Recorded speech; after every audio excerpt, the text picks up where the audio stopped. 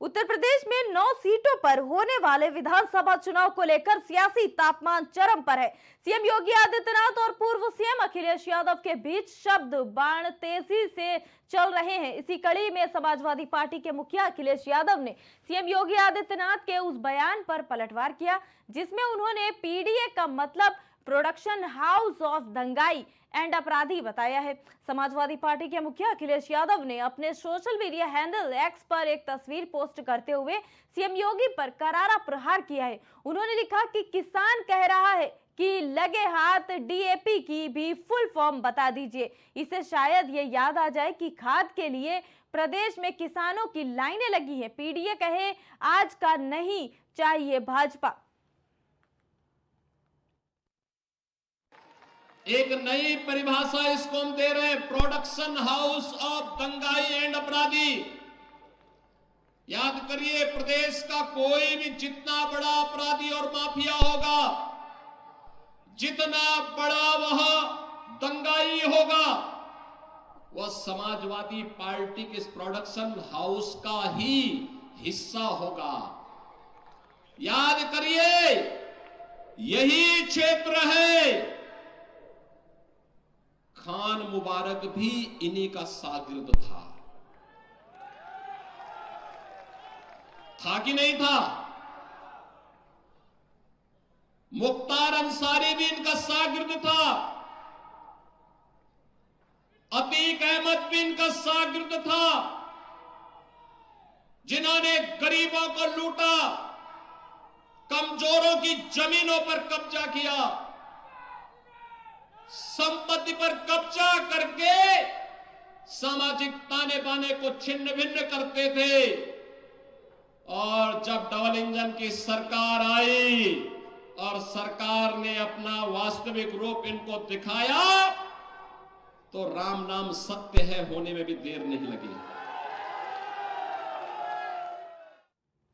प्रदेश अध्यक्ष भूपेंद्र चौधरी कानपुर पहुंचे और यहां उन्होंने स्वरूप नगर स्थित गैर्जन्स क्लब में आर्य नगर मंडल के साथ बैठक की है। इसके बाद मीडिया से बातचीत विपक्षी पार्टियों पर निशाना साधा है। यहां उन्होंने कहा कि अतीक और अशरफ को लेकर निश्चित रूप से हमारी सरकार ने जो काम किए हैं, अपराध और अपराधी के प्रति जो सरकार का आक्रामक रूप है, वो हमारे दृष्टिकोण, हमारे व्यवहार में झलकता है। आज अपराध यूपी में बिल्कुल न्यूनतम स्तर पर है। उन्होंने ये भी कहा कि सीसामऊ सीट सपा हार चुकी है। विपक्ष लगातार शासन प्रशासन और चुनाव आयोग पर धांधली करने का आरोप लगा रहा है।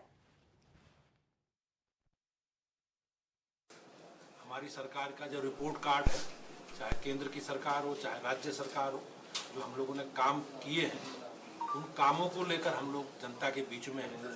और मुझे विश्वास है कि हम लोग सब मिलकर घर घर जाएंगे और उत्तर प्रदेश की महान जनता का आशीर्वाद इन चुनावों में भारतीय जनता पार्टी के सभी प्रत्याशियों को मिलेगा। सीसामऊ चुनाव में लगातार अतीक अहमद और मुख्तार अंसारी का नाम सामने आ रहा है। भाजपा क्या सिर्फ अपराध के मुद्दे पर ही चुनाव में जा रही? निश्चित रूप से हमारी सरकार ने जो काम किए हैं, अपराध और अपराधियों के प्रति हमारी सरकार का, हमारी पार्टी का जो दृष्टिकोण है, उस दृष्टिकोण को हम लोग परिलक्षित हमारे व्यवहार में होता है। आज अपराध उत्तर प्रदेश में बिल्कुल न्यूनतम स्तर पर है और अपराधियों और अपराध के प्रति सरकार का जो कठोर व्यवहार है, वो हमारे व्यवहार में भी दिखाई देता है। मिर्जापुर के मझवा विधानसभा क्षेत्र में सीएम योगी आदित्यनाथ ने चुनावी हुंकार भराए। इस दौरान सीएम योगी ने जमकर समाजवादी पार्टी पर निशाना साधा और सरकार की उपलब्धियां गिनाई हैं। बहनों और भाइयों, एक तरफ भारतीय जनता पार्टी, अपना दल, निषाद पार्टी, सोहेल देव राजभर पार्टी, आरएलडी का एक गठबंधन एनडीए के रूप में गांव, गरीब, किसान, नौजवान, महिलाएं और समाज के विकास के लिए पूरी प्रतिबद्धता के साथ कार्य करने के लिए दिखाई दे रहा है, तो दूसरी ओर समाजवादी पार्टी, कांग्रेस का इंडी गठबंधन है। बहनों और भाइयों, कितना झूठ और फरेब इनके द्वारा कहा गया। इन्होंने कहा था खटाखट चुनाव के बाद। क्या खटाखट से किसी को 1 लाख रुपया मिला क्या? किसी को पैसा मिला क्या? आप समाजवादी पार्टी और कांग्रेस के लोगों से पूछो कि ये पैसा कहां गया। सपा अध्यक्ष अखिलेश यादव आगामी उपचुनाव को लेकर अपनी ताकत झोंकते हुए नजर आ रहे हैं। इसी क्रम में वो मुरादाबाद की कुंदर की सीट पर जनसभा करने पहुंच जाएंगे। अखिलेश यादव कल सपा प्रत्याशी हाजी रिजवान के लिए जनसभा करेंगे। इसको लेकर सपा के स्थानीय नेता तैयारी में जुटे दिखाई दे रहे हैं।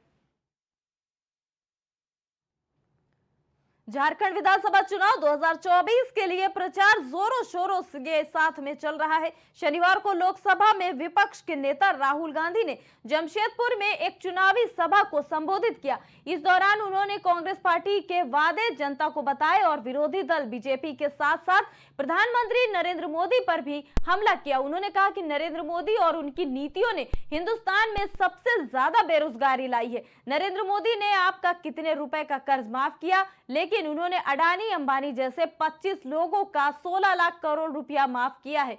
हमने फैसला लिया कि जितना पैसा ये माफ करते हैं उतना पैसा हम जनता को देंगे। झारखंड की हर महिलाओं को 2500 रुपए हर महीने की पहली तारीख को मिलेगा। ये लड़ाई विचारधारा की है। एक तरफ कांग्रेस पार्टी और इंडिया गठबंधन है और दूसरी तरफ बीजेपी और आरएसएस।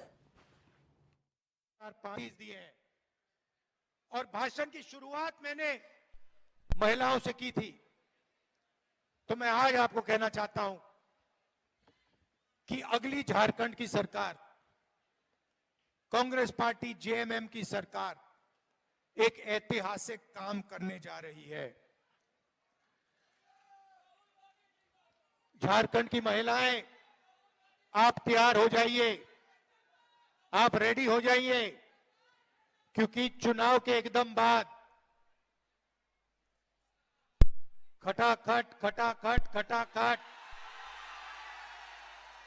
हमारी सरकार हर महीने, ये देखिए मुस्कुरा रही है, हमारी सरकार हर महीने आपके बैंक अकाउंट में 2500 रुपए खटाखट खटाखट खटाखट अंदर दिए हैं।